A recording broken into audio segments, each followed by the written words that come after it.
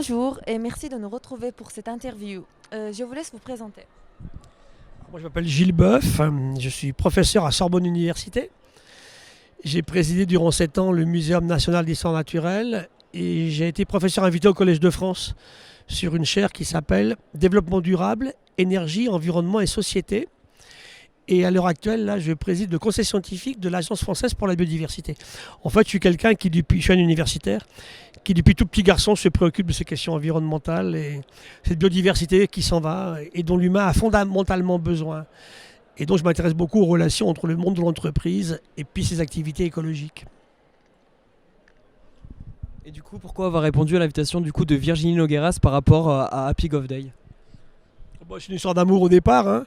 Elle me voit en me disant: Gilles, j'étais venu pour une conférence ici à Lyon. Elle me dit: viens en décembre. Je dis oui à l'époque. Je ne savais pas que ça concomitait avec la COP 25, ça m'a un petit peu gêné au niveau des dates.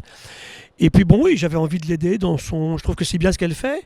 Donc je me dis, puis vraiment, il fallait une base scientifique. Ça veut dire que si elle invite que des économistes, des chefs d'entreprise, il faut une base scientifique où on dit des choses sur lesquelles on construit, pour éviter toutes les questions de fake news et de bêtises qu'on raconte aujourd'hui. Donc je suis venu pour ça, c'était un petit peu un défi comme ça, l'aider parce que j'aime bien sa démarche. Et que retenez-vous de cette journée?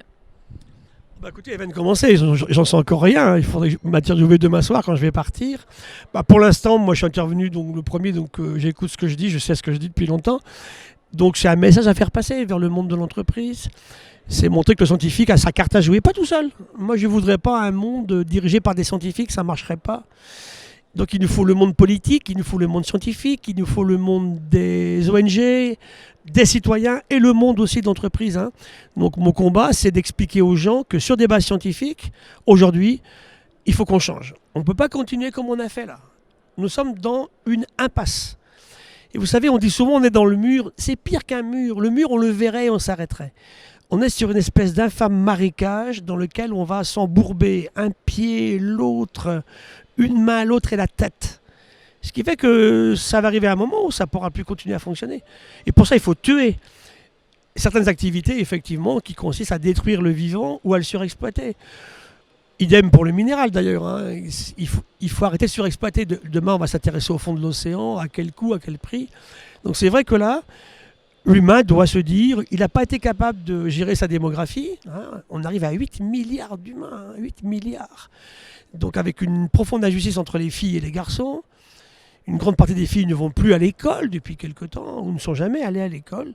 Il y a des choses absolument évidentes à changer. Vous vous rendez compte qu'en France, il y a quoi? Il y a 70 ans, les garçons qui allaient voter trouvaient normal que les filles n'aillent pas voter. Mais c'est quoi ça? Où étaient leurs neurones? Ils n'en avaient pas. Dans les chaussettes. Donc c'est vrai que là, il y a un énorme effort d'adaptation à faire en fait. Et je pense beaucoup au rôle des femmes. Si je suis venu, moi, parce que j'ai aussi fait 2 ans de cabinet ministériel, c'était pour l'océan. On n'en parlait jamais. Personne ne vote dans l'océan, personne n'est élu dans l'océan, donc on n'en parle pas. Alors qu'il est le principal régulateur du climat. C'était pour le vivant, la biodiversité, qui est le révélateur du climat qui change, et pour les femmes. Donc on a fait pas mal ça durant la COP 25 à Paris en 2015. Merci beaucoup pour votre témoignage du coup. Bonne journée à vous.